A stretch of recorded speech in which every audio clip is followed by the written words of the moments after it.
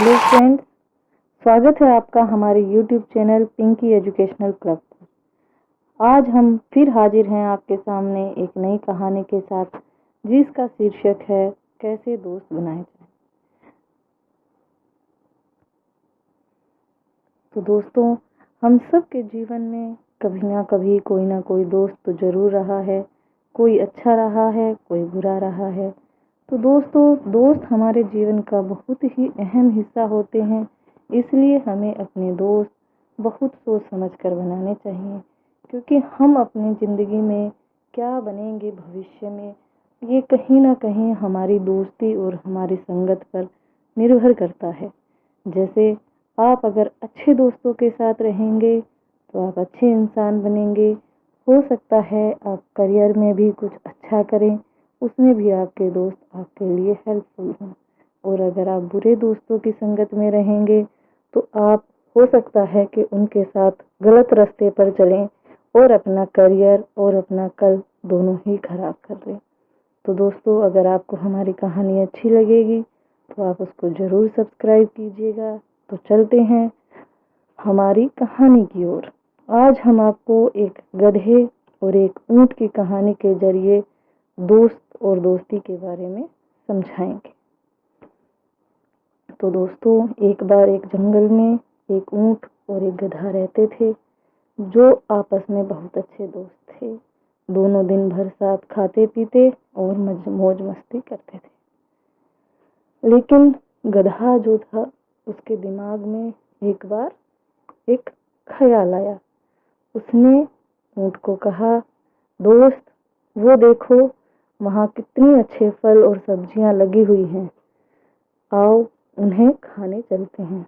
तो दोस्तों, ये एक गलत राय उसके ऊंट के लिए साबित हुई, क्योंकि ऊंट ने कहा, नहीं दोस्त, वहाँ खेत के मालिक का घर भी है, हम पकड़े जाएंगे और बहुत मार पड़ सकती है। तो दोस्तों, ऊंट को पता था कि वहाँ जाने से हम फंस सकते हैं, लेकिन फिर भी वो अपने गधे दोस्त की वजह से वहाँ पर चला जाता है। तो आगे क्या होता है, आइए देखते हैं। ना चाहते हुए भी वो उस गधे के साथ खेत में चला जाता है।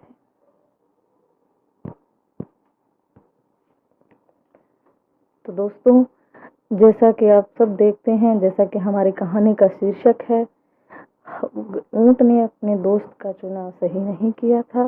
तो एक खराब राय देने वाले दोस्त की वजह से वो उसके साथ जाने के लिए तैयार हो जाता है।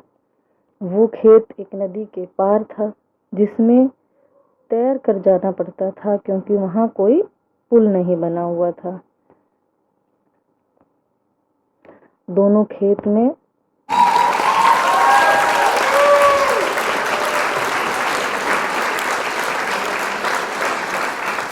तो दोनों गधे को तैरना नहीं आता था, इसलिए वो ऊंट की पीठ पर बैठा और दोनों ने नदी पार करी। दोनों खेत में पहुंच जाते हैं। दोनों फल और सब्जियां खाते हैं। पेट भर खाने के बाद तो गधे की एक पुरानी आदत थी कि वो जब पेट भर के खा लेता था तो वो लोट-पोट होकर जोर जोर से गाना गाने लगता था। और आज भी उसने अपनी पुरानी आदत की तरह सेम ऐसा ही किया।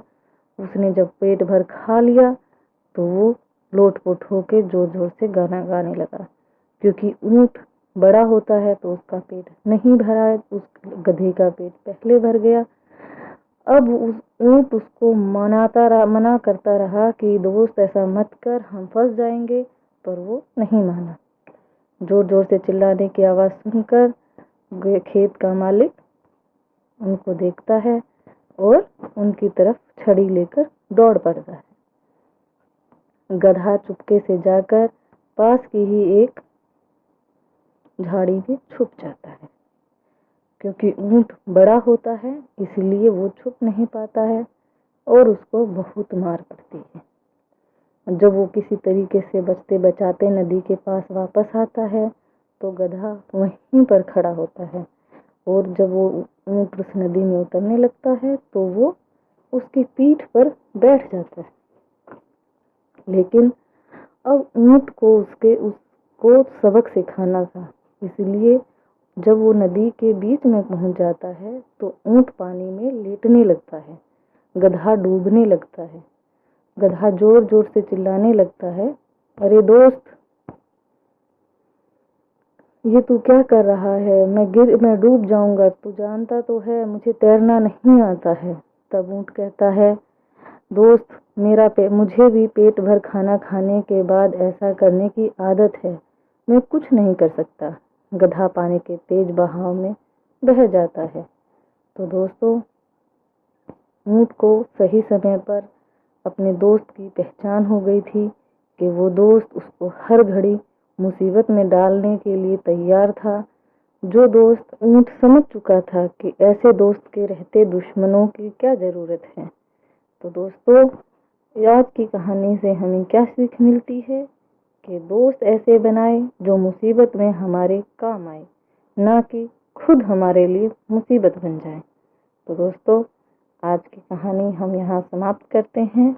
आप हमारे चैनल को लाइक और सब्सक्राइब जरूर करें अगर आपको